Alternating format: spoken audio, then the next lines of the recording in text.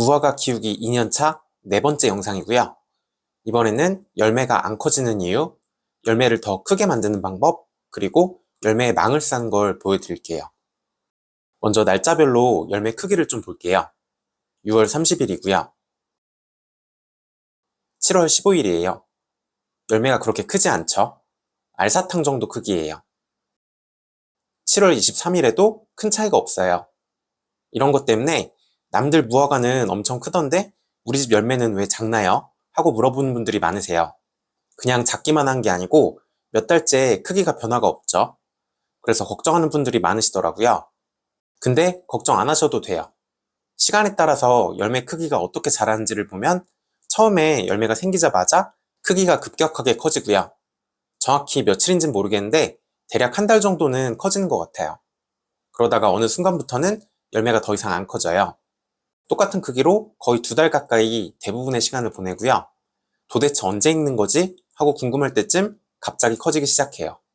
커지기 시작하는 게 수확하기 대략 5일 전에서 일주일 전쯤이에요. 그러니까 열매가 안 커진다고 중간에 걱정하실 필요 없고요. 커지기 시작할 때까지 기다려주세요. 그리고 또 신기한 건 이렇게 멈췄을 때 크기보다 마지막에 최소 2배 이상 커지거든요. 근데 멈췄을 때의 크기가 크다고 해서 최종 크기도 꼭 큰 건 아니에요. 수확할 때 어디까지 커질지는 미리 알 수가 없고 끝까지 가봐야 알아요. 그림으로 보면 이런 느낌이에요. 빨간색으로 표시한 열매가 처음에는 더 컸어도 나중에 많이 안 커지는 경우도 있어요. 그러니까 멈춰있는 기간에 열매가 작다고 걱정하실 것도 아니고 크다고 너무 좋아하실 것도 아니에요. 인생이랑 똑같죠? 끝에 누가 웃을지는 몰라요. 앞에 보여드린 품종이 비에날인데 이건 6, 70g까지도 커지거든요. 근데 아직은 엄청 작죠? 믿고 기다리면 알아서 커질 거예요. 그럼 열매가 어디까지 커질지는 그냥 운일까요? 그런 건 아니고요. 열매 크게 키우는데 가장 중요한 3가지를 알려드릴게요. 첫 번째로 가장 중요한 건 나무 건강이에요. 조금 김새는 얘기일 수도 있는데 왜 공부 잘하는 사람들 인터뷰하면 교과서 위주로 공부했다고 하죠. 운동선수들은 기본기가 중요하다고 하고요. 그거랑 똑같아요. 기본에 충실해야 되세요. 그 중에서도 가장 중요한 건 뿌리예요. 흙이 물 빠짐이 좋고 뿌리가 건강해야겠죠. 그럼 잔뿌리 양이 많아지고요. 잔뿌리 양에 비례해서 잎도 많아져요. 잎이 많아지는 게 왜 중요하냐면 열매는 스스로 비료 성분을 퍼올릴 힘이 없고 잎이 비료를 끌고 오거든요. 잎이 많아지면 잎에서 증발하는 물이 많아지고요. 잎에서 물을 당기는 힘이 뿌리까지 전달돼서 뿌리에서 물을 흡수하는 양도 많아져요. 그럼 물이랑 같이 비료도 딸려 들어오겠죠? 그 비료가 물이랑 같이 위쪽으로 전달돼서 결국에는 열매가 커지게 돼요. 식물이 물을 흡수하면 실제로 사용하는 물의 양이 얼마나 될까요? 흡수한 물 중에 10%만 식물이 사용하고요. 나머지 90%는 공기 중으로 증발돼 버려요. 엄청 비효율적이죠? 저도 처음엔 왜 굳이 그렇게 하는지 이상했는데 그게 다 이유가 있어요. 물을 증발시키면서 땅속에 있는 비료를 잎이랑 열매로 퍼올리는 거예요. 그러니까 식물이 잘 안 자랄 때는 식물 영양제 같은 거 백날 꽂아봐야 하나도 효과가 없고요. 상토 속에 이미 있는 것도 못 먹고 있는 상태예요. 그럴 땐 비료를 더 주는 게 아니고 뿌리가 튼튼해지게 해주셔야 돼요. 그럼 쑥쑥 자라고 잎이 폭발적으로 늘어날 거예요. 그럴 때 비료를 주시면 달리는 말에 채찍질하는 것처럼 미친 듯이 자라게 되고요. 1년차 8월만 돼도 이렇게 나무가 팔목 두께로 굵어져요. 열매도 저절로 커지겠죠? 그럼 어떻게 하면 나무가 건강해지고 잔뿌리가 많아질까요? 제일 쉬운 건 부직포 화분에 상토를 심는 거예요. 그리고 물을 바닥으로 흘러나오지 않게 해주시고요. 그래야 흙 속의 공기가 충분해서 뿌리가 호흡하기 좋고 잔뿌리가 많아지거든요. 만약에 땅에다 심는 경우는 물 빠짐이 좋아야 되고요. 정 안 되면 넓은 두둑이라도 만들어서 높게 심어주시면 좋겠죠.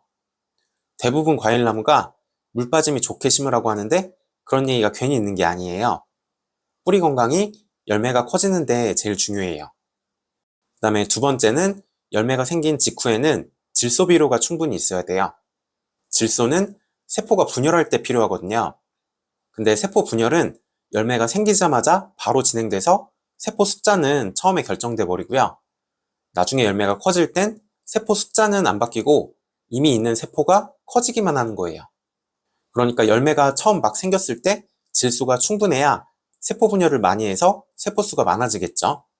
그래서 나무가 비료를 먹을 건강 상태만 된다면 열매가 생긴 직후에는 질소 비료를 충분히 주셔야 돼요. 그 다음에 열매가 자랄 때는 질소는 많이 필요 없고요. 무화과는 칼륨, 그러니까 가리 함량이 높아요. 이건 대부분 다른 과일도 마찬가지고요. 그래서 열매가 자랄 때는 다른 성분보다 가리를 충분히 주셔야 돼요. 근데 이런 거 신경 쓰려면 너무 어렵고 귀찮죠? 그래서 신경 쓰지 마시고 그냥 전에 보여드렸던 비료표대로만 주시면 되세요. 자세히 보면 비료마다 양이랑 주는 주기가 왔다 갔다 하거든요. 그게 아무렇게나 주는 게 아니고 이런 걸 다 고려해서 만들어 놓고 실제 검증까지 끝낸 거예요. 그래서 영상 내용대로 여기까지 따라오셨으면 열매는 알아서 크게 열릴 거예요. 이게 다른 과일에도 똑같이 적용되는 내용이라 참고 삼아서 한번 말씀드려봤어요.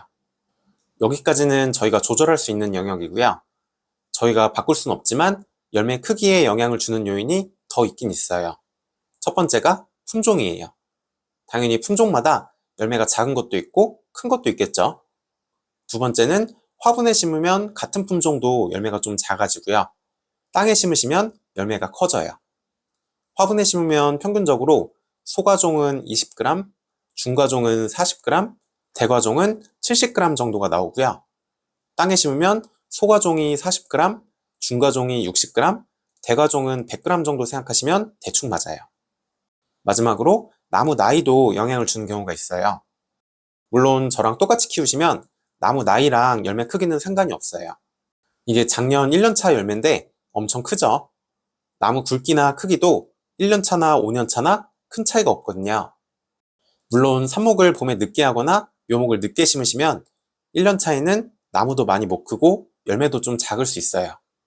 그런 경우도 2년 차부터는 나무가 쑥쑥 크고 열매도 크게 열릴 거예요. 만약에 생각만큼 나무가 안 크면 제가 영상에서 설명드린 거랑 뭐가 다른지를 점검해 보세요. 제가 봤을 때는 가장 다르게 하시는 부분이 수영이에요. 보통 묘목으로 구매하면 나무는 작은데 가지가 중구난방으로 자라서 오더라고요. 그걸 아까워서 그냥 심으시면 힘이 다 분산돼서 잘 못 크거든요. 그런 경우는 일단은 그냥 뒀다가 올 겨울에 과감하게 전정하고 다시 키우면서 수영을 잡는 걸 추천드려요. 이렇게 일자로 가지 하나만 강하게 키운 다음에 격가지 4개를 받아서 키우시면 훨씬 튼튼하게 자라거든요. 전정을 많이 하는 게 심적으로 힘드시면 그 나무는 그냥 두고 삽목으로 한 그루를 더 키우면서 비교해 보셔도 되고요. 아니면 이미 일자로 가지가 길게 있으면 거기만 남기고 다른 부분은 자른 다음에 똑바로 세워서 다시 심으면 내년 봄에 벼순 4개만 새로 키우면 되겠죠. 오늘은 8월 5일이고요. 휴가 다녀오고 바빠서 옥상에 한동안 안 왔는데 CCTV에 열매가 커진 게 보여서 급히 왔어요. 엄청 크죠? 수확할 때가 다가오면 갑자기 엄청나게 커져요. 커지기 전이랑 비교해 보시면 이건 엄청 작죠? 여기서 서서히 커지는 게 아니고 일주일도 안 돼서 이렇게 커져요. 그럼 커지면 바로 수확하면 될까요? 무화과를 처음 키울 때 가장 헷갈리는 것 중에 하나가 언제 수확할지예요. 보통 열매가 고개를 숙이면 수확하라든지 배꼽에 꿀이 흘러나오면 수확하라는 얘기도 있고요. 그냥 색깔이 변하면 수확하기도 해요. 근데 그건 다 부정확한 방법이고요. 가장 예외가 적고 보편적인 방법은 말랑말랑해지면 수확하는 거예요. 근데 이 아래쪽이 말랑말랑할 때가 아니고요. 꼭지 근처 위쪽을 만져보세요. 위쪽까지 말랑말랑해지면 수확하기 딱 좋은 때예요. 이건 스미스라는 품종이고요. 이것도 많이 커졌죠. 그리고 껍질이 논바닥 갈라지듯이 여러 군데가 갈라졌어요. 이걸 크랙이라고 하고요. 크랙이 생기면 더 맛있어 보여서 좋아하는 분들이 많아요. 익었는지 판정은 만져보는 게 제일 정확하고요. 위쪽이 완전히 말랑해지진 않았어요. 그래도 일단 수확할게요. 배꼽에 꿀도 한 방울 보이네요.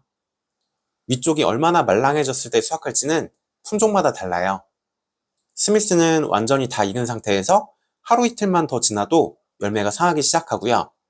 비라도 한번 오면 열매가 다 망가져요.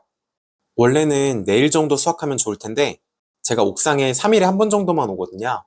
그때 수확하면 스미스는 열매가 상할 수 있어요. 내일 비가 온다는 예보도 있고요.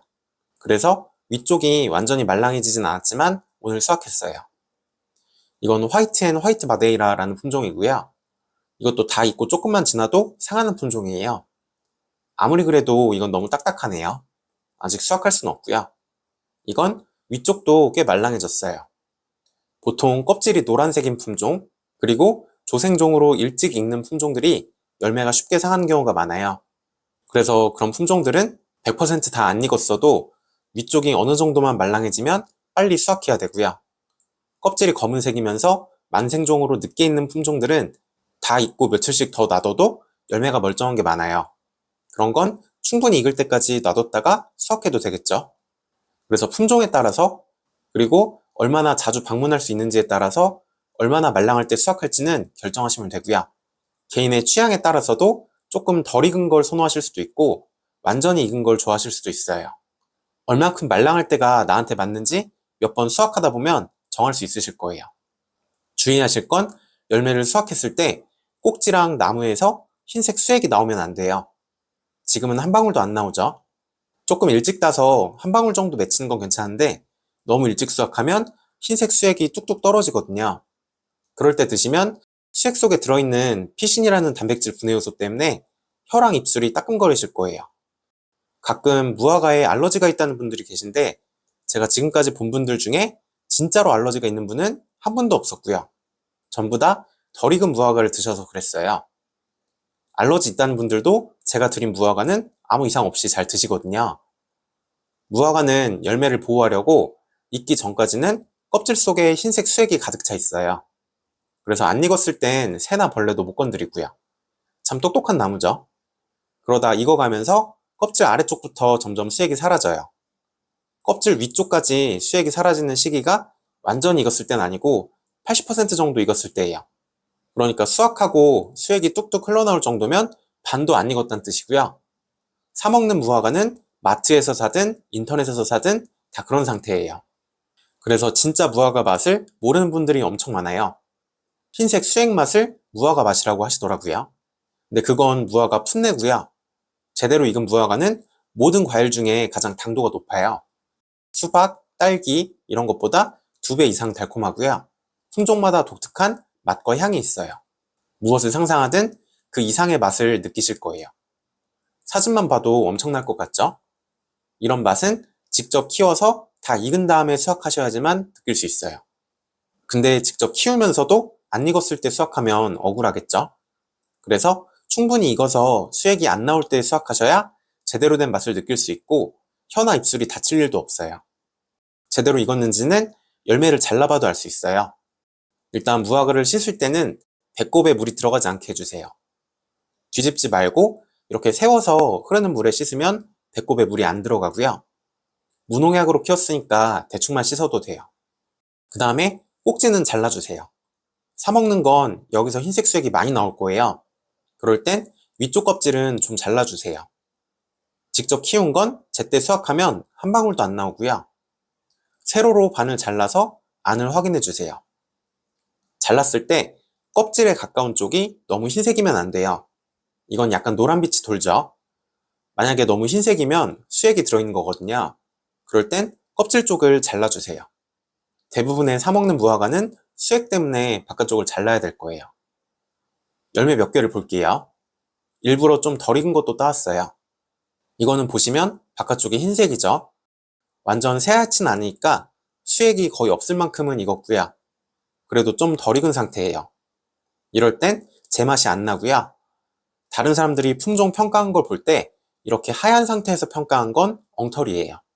그 품종의 본래 맛이 아니니까 그런 평가는 거르셔도 돼요. 잘 익은 거랑 비교해 볼게요. 오른쪽에 잘 익은 건 껍질 가까운 쪽이 노랗고요. 군데군데 반투명하게 익은 부분이 있어요. 이게 다 익은 상태예요. 상대적으로 왼쪽 건 많이 하얗죠? 반투명한 부분도 거의 없고요. 이건 옛날 사진인데 이런 건 완전 하얗죠? 너무 일찍 딴 거예요. 그리고 열매가 잘 익으면 이렇게 안쪽으로 꿀이 가득 차고요. 상대적으로 왼쪽 건 꿀이 많지 않죠? 이건 스미스고요. 안쪽에 꿀이 꽤 찼죠? 그래도 아직 바깥쪽은 좀 하얀 편이에요. 꿀이 차는 건 품종이나 날씨 따라서 다를 수도 있으니까 제일 정확한 건 껍질 쪽 속살 색깔을 보시면 돼요. 지금 상태는 완전히 익은 건 아니고 그렇다고 새하얀 것도 아니니까 다 익기 바로 직전이라고 보시면 돼요. 스미스는 열매가 잘 상하다 보니까 매일 가서 따지 않는 한은 이 정도만 돼도 수확하는 게 좋더라고요. 아무리 열매가 튼튼한 품종이라도 너무 늦게 따면 열매가 쉬어버린 경우가 있어요. 이 열매는 바깥쪽이 완전히 반투명해졌죠. 이렇게 되면 약간 쉰맛이 나기 시작하거든요. 심할 때는 안쪽에 곰팡이가 피는 경우도 있어요. 그래서 꼭 이렇게 열매를 세로로 잘라서 안쪽을 확인하고 드시는 게 좋아요. 결론적으로 열매를 언제 딸지 결정하는 건 위쪽이 말랑말랑할 때 수확하시고요. 품종마다 얼마나 말랑할 때 따야 내 입맛에 제일 잘 맞는지는 몇 개 먹어보면 알게 되실 거예요. 마지막으로 열매에 망 씌우는 걸 보여드릴게요.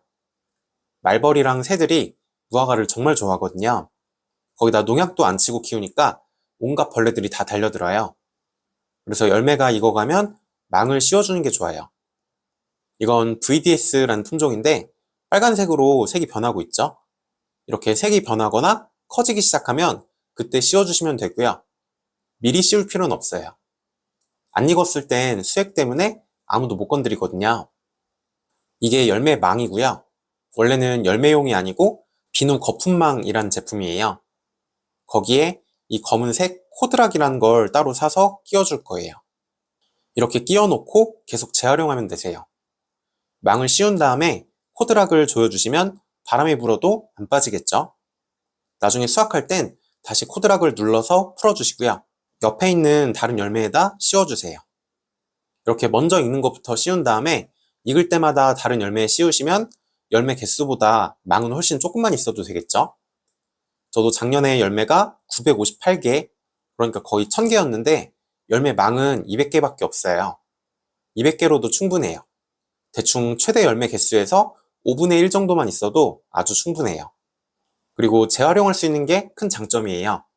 저도 2022년에 200개 산 걸 아직도 쓰고 있어요. 색깔이 조금 바래긴 했는데 사용하는 데는 아무 상관없어요. 참고로 비누 거품망은 가로 10cm, 세로 15cm짜리 큰 거고요. 열매가 크게 열릴 때가 있어서 더 작은 건 불편하실 거예요. 꿈은 크게 가져야죠. 제가 오늘 딴 것도 거의 100g이라서 작은 망에는 들어가지도 않아요. 코드락은 9번이에요.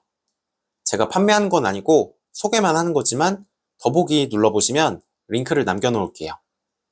아니면 비누 거품망 말고 일반 망사주머니를 쓰셔도 되긴 해요. 근데 이런 건 조여놨던 게 풀리는 경우도 있고 망을 씌워도 벌레가 먹는 경우가 있어요. 그래서 비누 거품망에 코드락을 끼우는 걸 가장 추천드려요. 요약하면 망은 한 번에 다 씌우려면 일이 많으니까 크기가 커지든 색깔이 변하든 익어가는 것부터 씌워주시고 수확할 때 근처에 있는 다른 열매로 옮겨주시면 일도 편하고 망도 조금만 있어도 되고요. 망을 씌우는 게 제가 무농약으로도 무화과를 잘 키울 수 있는 비결 중에 하나예요. 열매가 익기 전까지는 수액이 열매를 지켜주고 익어갈 때는 망이 지켜주니까 생겼던 열매를 거의 100%다 수확할 수 있어요. 열매 수확까지 말씀드렸으니까 2년차 이상 나무에서 보여드릴 건 다 보여드린 것 같아요. 수확이 다 끝났다고 나무를 너무 방치하진 마시고요. 화분이 완전 마르진 않게 물은 잘 줘서 잎이 오래 유지되는 게 좋아요. 그래야 광합성한 걸 저장했다가 내년 봄에 쑥쑥 자라거든요. 잎을 유지하려면 비료도 적당히는 줘야 되는데 이건 비료 표대로만 주시면 충분하니까 따로 신경 쓰실 필요는 없고요. 다음 영상은 아마 전정할 때가 될 것 같아요. 혹시라도 그 전에 궁금한 게 있으시면 댓글 남겨주세요. 감사합니다.